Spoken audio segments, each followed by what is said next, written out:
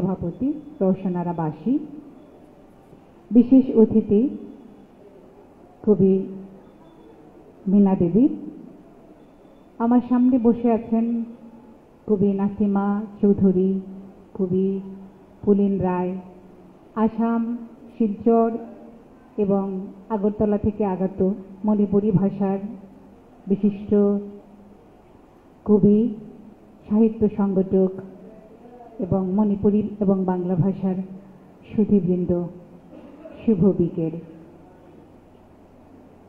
প্রত্যেকের মায়ের ভাষার প্রতি আলাদা একটা টান আছে।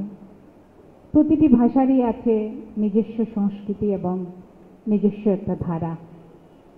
একটা ভাষা যখন আরেকটা অপেক্ষাকৃত সমৃদ্ধ ভাষার কাছাকাছি থাকে, তখন তার স্ফুরণ এবং বিকাশ ঘটাতে অনেক শ্রম দিতে হয় এবং আমি মনে করি মণিপুরী সাহিত্য সংসদ সেই কাজটা অত্যন্ত সুন্দরভাবে করে যাচ্ছে 1975 সাল থেকে।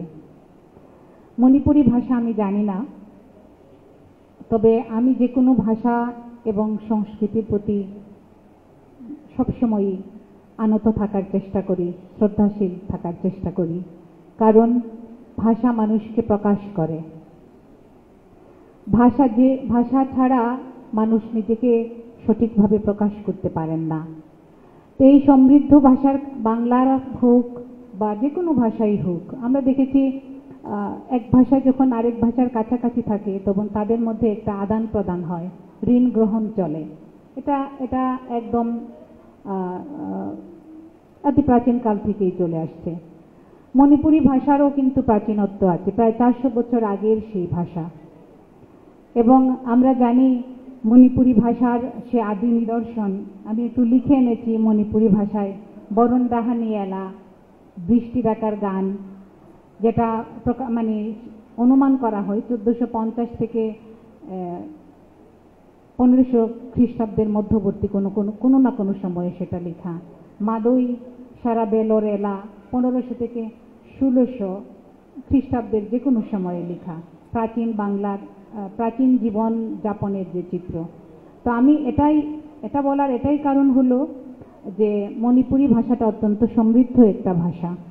আমরা দেখেছি বিভিন্ন নৃতাত্ত্বিক গোষ্ঠীর বিভিন্ন ভাষা বিভিন্ন সময়ে হারিয়ে যাচ্ছে।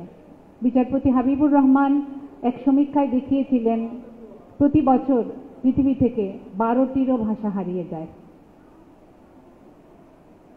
গত 2016 সালে রেংমিকটা ভাষার শেষ কথা বলা লোক যিনি ছিলেন তিনি মারা গেছেন।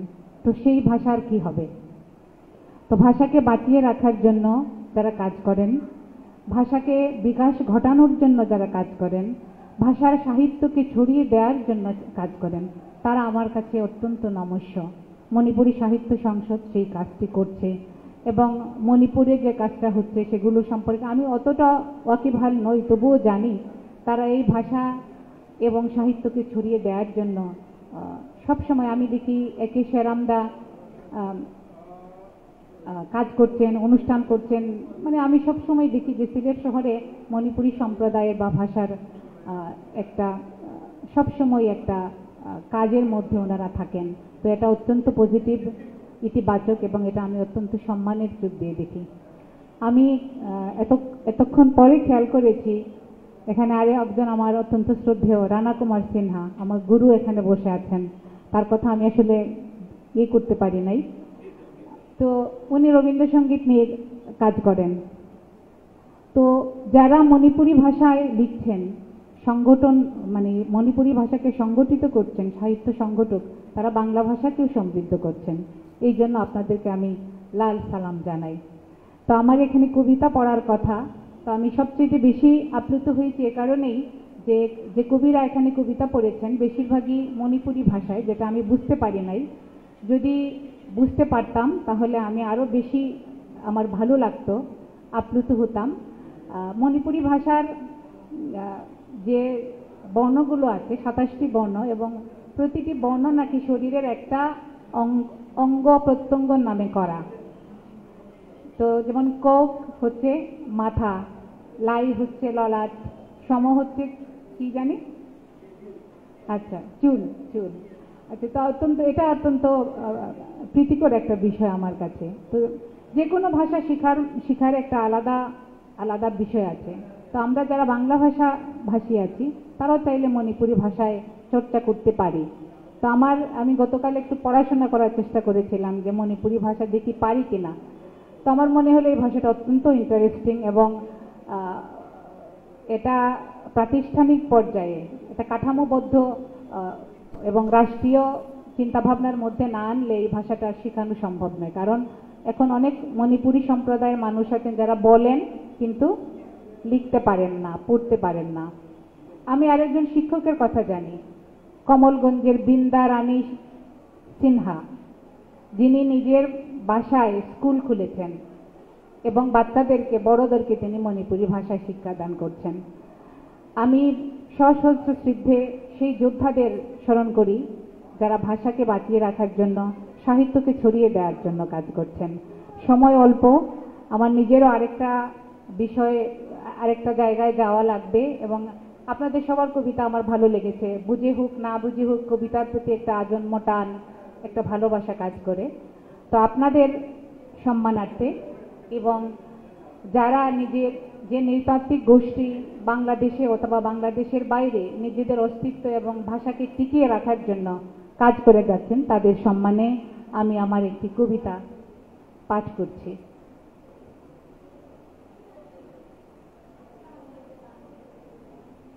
কবিতার শিরোনাম আম্মার বিষাদ সিন্ধু পাঠ। আমরা সুবোধ দুই বোন পড়ার টেবিল কেউ স্বীকার করে প্রতি সন্ধ্যায় আম্মার পালঙ্কে পড়তে বসতাম। শুয়ে শুয়ে আম্মা যেদিন বিষাদ সিন্ধু পাঠ করতেন নবীর বংশ কতল হওয়ার শোকে, আম্মার কণ্ঠ অ্যাপোলোর মন্দিরের দৈব বাণীর মতো ছড়িয়ে পড়ত আমাদের ব্যাকরণ বই অবধি। রে সীমার, রে পাষাণ হৃদয় সীমার, কি দুঃখে তুমি এত ত্রস্ত দৌড়াইতেছ। অমুক সত্যের মতো আমাদের দোচোখের নোনতা পানি আরো অধিক বেগে দৌড়াইতে থাকে। তবু ভিতর খালি করা সে স্রোত আমরা উজানে ফেলে দিতে চাইতাম। তখন সত্যবিধি আবছায়ার মতো লেপ্টে থাকত বইয়ের পাতায়, আর আম্মার তেজস্বী কণ্ঠ শিশিরের মতো ভেঙে পড়ত বারবার। পড়া ভোলা নিয়ে এক জগতে আমরা হাঁটতাম বরফের ওপর দিয়ে, গা ছমছম ভয় নিয়ে। বালুময় তীব্র তাপের শহর কুফা তখন আমাদের কাবু করতে পারত না। আম্মার বিষাদ সিন্ধুর শেষ পাঠ সেও কত কাল লাগে, তবু সীমারের ধারালো ছুরি আজও অনির্বাণ, প্রতিনিয়তই নির্মম কাটার মতো বিধের পিণ্ডে। আম্মার শিশির মাখা কণ্ঠ আর সান্ধ্য সঙ্গীত নয়, তবু আমরা কান পাতি দূরে। কুফার মরুভূমি থেকে কখন ভেসে আসে সুর, হাসান হোসেন কতল হওয়ার শোকের মতো অভিসম্পাতিত রাহু পেরিয়ে আম্মার শিশির কণ্ঠ বারবার ভেঙে পড়বে, মাতম করবে। সময় বেসময় শুধুই আমাদের জন্য। ধন্যবাদ। কবিতার জয় হোক।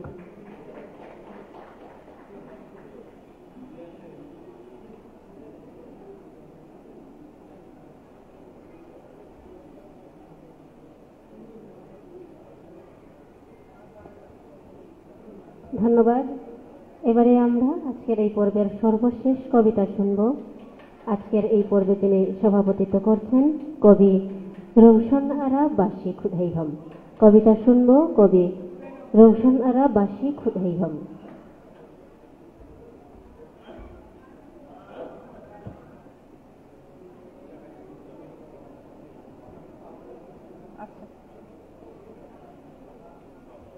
আজকের সভার সম্মানিত প্রধান অতিথি প্রিয় আপু হোসনে আরা কামালি এবং আমার প্রিয় সুদূর ত্রিপুরা থেকে আগত প্রিয় দিদি মিনা দিদি সহ এবং সামনে উপস্থিত বন্ধু এবং আমার শ্রদ্ধাভাজন ব্যক্তিবর্গ দূর দূরান্ত থেকে আগত, কমলগঞ্জ থেকে আগত আমার প্রিয়জনেরা, সবাইকে আমি সালাম এবং শুভেচ্ছা জানাই। আজকে মণিপুরী সাহিত্য সংসদের 50 বছর পূর্তি উপলক্ষে এই সুন্দর আয়োজনে আপনারা কষ্ট করে একটু সময় দিয়ে আপনারা আসছেন, এই জন্য আমি কৃতজ্ঞতা জানাই। আমি বেশি কথা বাড়াবো না, স্বরচিত কবিতা পাঠ করব। আমার কবিতা পাঠ করার পরে আমাদের এই পর্ব শেষ হবে এবং দ্বিতীয় অধিবেশন শুরু হবে। আমি স্বরচিত কবিতা পাঠ করব, প্রথমে মণিপুরী ভাষা দিয়ে। কবিতার শিরোনাম তিংখাং তারা। বরাক তুরেল তোরবানগি পাক চাউরব সঞ্জবুং মখল কয়াগি নিংথম মনামসিং असंगबा हवाई थराक माइरेल मतुन कोबिलई नापू मचून योमलबा हंगामगी इंखोन प्रकृतिगी लन्न थल्लबा भैरवनगर खुंगंगा लोनन लैरिबा जयनगरगी नुंसीजरबा मियोइसिंग इपुखोइगी अपाक पसुमांग मतोन हाइथन लैबा वापलगी अचिकप उरुम अवांग अवांग बक्वा पाम्बी परेंग हैनौ पाम्बी चबुन लिरी लिरी चेंथरिबा बोराक तुरेलगी इचेल तुरेल मपानगी तेरा पाम्बी परेंग परेंग तेरा पाम्बी सिंग पाकना मकाफन सत्काइरिबा अंगांग मचुगी तेरा मपाल अवांग उसाद तोंगलिबा लंजा संगु संगु अयुक नुंथिल तारिबा उचेक कयागी नुंसीबा इसै निंसिंगली इपल इने इचिल इनाव इगी मरी मतासिंग अदुंगैगी अरुणाचल रेल स्टेशन भैरवनगरगी नुंसीख्रबराग भैरवी काउंगमद्रबा अपिक अपिक थौदोक कया अमा ऐगी इपु हाजी आमिरुल्ला इबेन गुलापी बिबीगी मिनुंसी चेलब नुंसीब सक्तम मित्त उदनत लई अरीबा युम कई लैरक खुलक इचम चंबा थमोय कायब मिनुंसीदुना थमोय से खोइरांग हल्ली ऐगी ngasisu करम लेलिगे अरीबा लैरक खुलक करम पालिगे काउंगमद्रबा हे बोराक तोरबाल वाल चनबा लोयफाट हौद्रिबा स्कूल मक्तब मस्जिद पुंसीगी तांकक अमदा अमुक उनरदी नखोइबु चेत नकोलगा कपखिनी थमोय पेन्ना इपल्यायमगी मचानुपा हफी अमदी मागी अंगावबा मरुपसिंगदो यामना निंसिंगे मिकुप अमदा मखोइना इरोइदुना बराक लानखिबा कयादा लमहेनबा मतौनो मखोइगी इपल्यायना नुंसीना कोकता नांथबिरगा चाक इनबीबा थमोइगी कैनभासता ममी ओइना येक्तुना लेहौरगनी नुंसीबना थल्लबा नुमितसिंगदो मसा फलकले ngasiदी ऐगी थमोइगी तटनबा याद्रबा मरी सैसकले थमोइना मखोल थोक्तना नुंसी मैचाकना मैवाइरे निंसिंगबगी मिकुपसिंगदो मंगाल थोक्तना संदोखरे पेन्नाइद्रबा थमोइबु थादोकलमदुना तिंखंग तरागे ngमखै लानदुना थमोइना पामलबसु चटलुबा ngमदे कैदौनुं मदुना येंगजबा मुदना येंगजबा नत्तना हन्ना हन्ना तालबा लमदम सिदगी अहिंग नुंथिन नायदना मिटलुदा पिरांग सिंथबा नत्तना अदुबु चही कुंथ्रा ममांगी ऐगी मांगख्रबा स्मृतिदी ngasisu muttana leiri कुराक ओइना कोई पाय पायरी ऐगी थमोइनुंगी अतियादा। कवितार शिरोनाम काटातार। बराक नदीर विस्तीर्ण चरांचल शीतेर सब्जी कचि मटरशुटी लाउएर डगा हलदे सर्षे खेत प्रकृतिर अपार सम्भार काछेई भैरवनगर ग्राम जयनगरेर प्रिय मानुषजन दादाबाड़िर प्रशस्त उठोन नुये पड़ा बाँश झाड़ेर शांत छाया उचू उचू सुपारी गाछ और आम गाछ कलकल रबे बये चला बराक नदी नदीर पारे शिमुल बागान सेई बागाने आलो करे फुटा लाल फुल मगदाले कालो शकुन सकाल सन्ध्या नाना पाखिर गान मने पड़े चाचा फुफु भाई बोन रक्तेर बाधन सेई अरुणाचल रेल स्टेशन भैरवनगरेर सजल भैरवी किछु किछु टुकरो स्मृति दादा आमार हाजी आमिरुल्ला দাদি গোলাপি বিবির আদর স্নেহমায়া। চোখে ভাসি সেই পুরনো বসত ভিটা, সহজ সরল সেই হৃদয় গাড়া ভালোবাসা মনটা ভীষণ আলোড়িত করে। কেমন আছো পথঘাট, কেমন আছো বরাক পার, সেই আধা পাকা স্কুল মক্তব মসজিদ। জীবনে যদি আবার দেখা হয়, খুব করে কাঁদবো তোদের গলা ধরে। চাচাতো ভাই হাফির কথা আর তার দস্যি বন্ধুদের কথা খুব মনে পড়ে। মুহূর্তে সাঁতরে স্রোতস্বিনী বরাক পার, কি দুঃসাহস তার।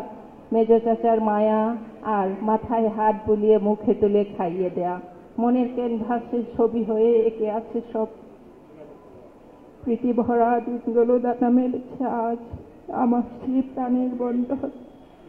বাজে হৃদয়ে স্পন্দন, মায়াময়ী টান, স্মৃতির পলকে আলোকিত সঞ্চার। প্রাণের আকুলতা ছাড়িয়ে কাঁটাতারের সীমানা পেরিয়ে ইচ্ছে হলে যেতে পারিনি, তাই ফিরে ফিরে তাকায় বারে বার। অশ্রু ঝরে দিবারাত, আমার হারিয়ে যাওয়া স্মৃতি অম্লান। সবাইকে ধন্যবাদ।